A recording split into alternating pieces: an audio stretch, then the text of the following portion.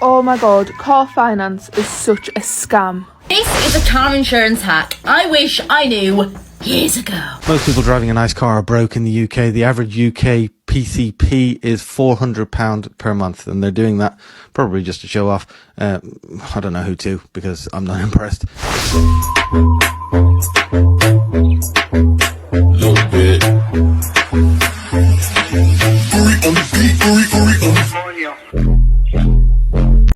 Wait, £800 a day for a G-Wagon? This is the same guy that tried to push out an A35 for £250 a day. I think it was even £300 a day. I'm not going to expose who it is. I don't know if this is a scam. So if you've got a financed car, you're probably stopping yourself achieving actual wealth. And I usually get a lot of hate when I say this, but the average car payment is around £400 per month, and a lot of the time people don't even own the cars afterwards. And the biggest objection to this is usually that second-hand cars aren't reliable, and yeah, some of them aren't, but if you buy one that's got full service history, you've checked the known issues with that model. And it's Welcome to another video, everyone. By the way, just to let you know, my videos are not being shared on YouTube. So please, help spread the word by subscribing, liking, and most importantly, sharing this video. This channel is for you. I also have a poll for you to vote on what you want the next series of videos to be. Right, let's get into it. Holly, what's the most expensive car you can show me? That would definitely be a Rolls Royce. We've actually got one back here. This purple one at the back, it's a Rolls Royce Spectre, and it is worth £356,000. Good enough for you? These are the 3 most expensive cars for first-time drivers on insurance.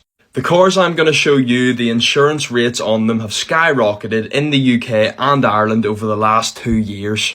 Coming in at number 1 is the Vauxhall Corsa, because this here car is the most used car for first-time drivers. That means this car right here goes through the most bumps, scratches and bruises in the UK and Ireland. And that's why the insurance providers look at you as a Vauxhall Corsa driver as high risk. Coming in at number 2, we've got the Volkswagen Polo. These cars are super common. So many of these get wrote off as well, so the insurance prices are just sky high. They're a nice looking car, but definitely check the insurance before you buy one. But I would prefer to buy a car like this over the Corsa because it's German, and Corsa, bad brand, a lot can go wrong. Now the worst car on the list is the Ford Fiesta. Why is it the worst car? Because these cars right here are so easy to nick. You can nick these cars in about 5 minutes.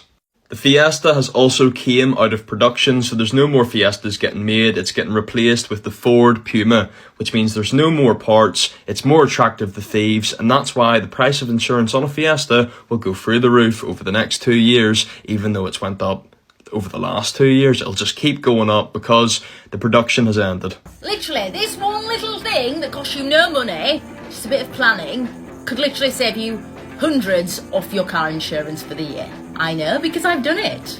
It works. Get your car insurance between 23 and 26 days in advance. For some reason, this shows insurers that you're a safer driver. I don't know why that is. Anyway, it makes your insurance cheaper. That's all you need to know. Make sure you do this. It's going to change the game. Let me know if you save any money. And follow for more tips. As we know, Americans love their big engine cars, but have you ever stopped to wonder, how can 16-year-olds across the pond be cruising around in these monsters? Here in the UK, 17-year-olds struggle to insure even a Fiat Panda. At 51, if I didn't have a trade insurance policy, I'd have to think twice about the viability of insuring one of these beasts. But in America, it's a different story. Their insurance system focuses on the car, not just the driver. And don't get me started on fuel prices. The average tank to fill up in the UK is about 86 of our Great British pounds, which is around $110, yet in the US it's about $60, which is around £46. So next time you see a teenager cruising in a muscle car, remember, it's not just about their age, it's about where they're from. See ya. Why is car insurance in the UK so expensive, even compared to America and some parts of Europe? Right now I tapped in with D1, let's break it down. Firstly, in the UK, drivers here make more claims per capita than in many countries, so insurance charges more to cover the risk. More claims means more risk, which means higher premiums for everyone. Second reason is legal costs. The legal cost for injuries in the UK is extremely high. Lawyer fees, compensation, multiple payouts, even stress. Insurers pay a lot to make sure that we're fully covered, but we end up paying high premiums. Then the third reason, you got insurance fraud. There's a lot of insurance fraud that goes on in the UK. Staged accidents and fake injuries cost the companies millions a year, resulting in us having to pay more premium. And the fourth reason, in the UK compared to a lot of countries, a lot of young drivers crash more. And in some countries, young drivers are easier to insure. This is because driving tests are much harder and the rules and regulations are very strict. And in many countries, you actually insure the car, not the person, which means as long as the car is insured, anyone can drive the car. Where in the UK, it's both. You have to insure the person and the car, which means a younger driver who's more likely to crash will have higher premiums than someone who's older that's been driving for many years. Hence why young driver premiums are much higher. So next time you're shocked about your insurance quote, just remember you're paying for all of this. Let me know in the comments down below what you want me to cover next. UK motorists are fuming at the minute because the cost of car insurance over the last 12 months has absolutely skyrocketed. With some cases people reporting that their insurance has more than doubled. But why is that? Let's find out. Here we go then, an article here from The Independent, and the headline says, "The Great Car Insurance Con, premiums soar to a record high as prices hiked 50% in a year." It's actually probably more than that. With an example here of Mr. David Trenner, who's 67, shocked to discover that Eshaw was hiking the annual premium for his Renault Clio from £283 last year to £547 this year, which was a 93% increase over his last year's premium. Claire Hodgkin, 32 years old, was quoted about £600 for her car insurance when it was just £250 in the year before. Founder of Quote Zone, Greg Wilson, noted that part of the reason for rising motor insurance costs was due to increased costs of raw materials, repairs and even paint. And I suppose we all know that labour costs have gone up in the last 12 months as well because minimum wage has gone up, and also car spares prices have gone up a crazy amount in the last couple of years as well. How has this affected your car insurance? Have you still got the same premiums you had last year? Is your renewal coming up sometime soon? Are you concerned that it might be more than double? I just feel like with the rising cost of energy, general cost of living, and for us to now realise that our car insurance is about to more than double, I feel like it's just adding to the pressure and it doesn't feel fair. I understand things do have to go up though, so let me know your thoughts in the comments below. Are you concerned that your insurance is about to go up? And has the overall cost of running a car put you off even owning one?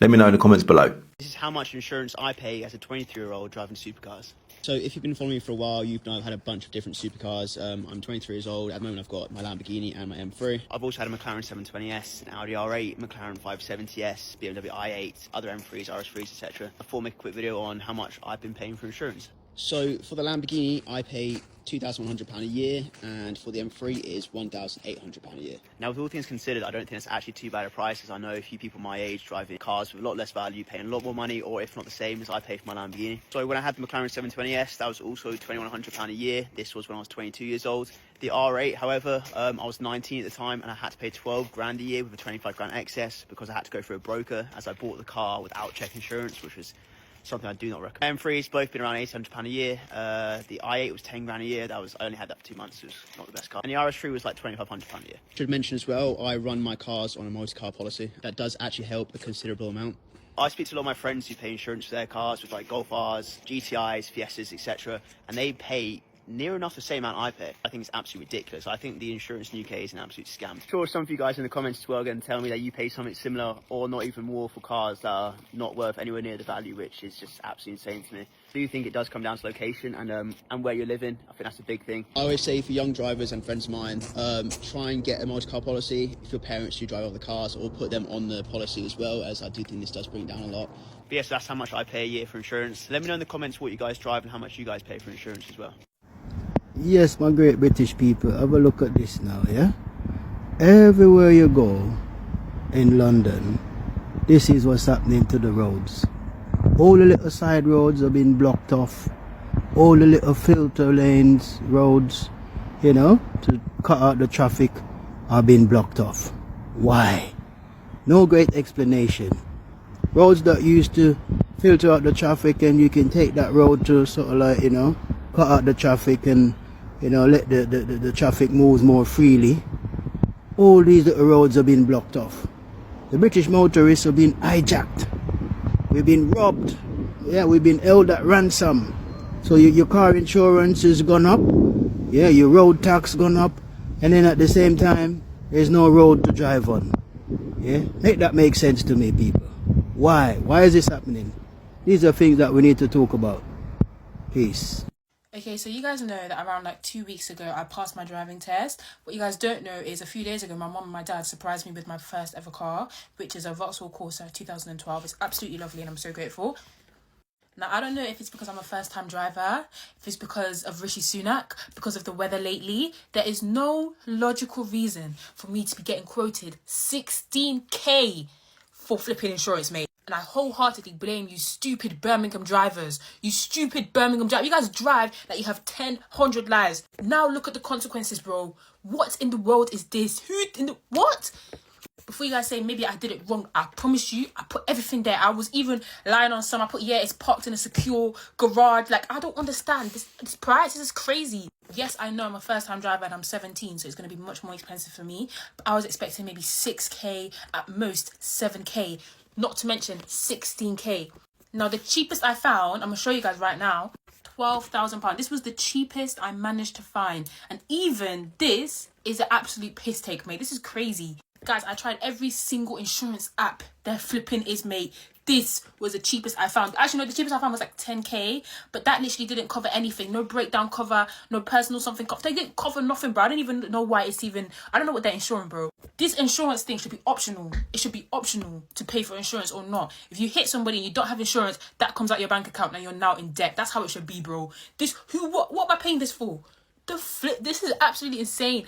Please, insurance companies, shout me. Any company that's willing to pay for my insurance, shout me. Thank you. I will promo you guys until I die, I swear down. Boys, yeah, I want to talk about the biggest scam in the motor trade, or just cars in general in the UK, and it's to do with compound insurance. So if you've ever got a car seized before, got done for no insurance, this, that, there's a few other things.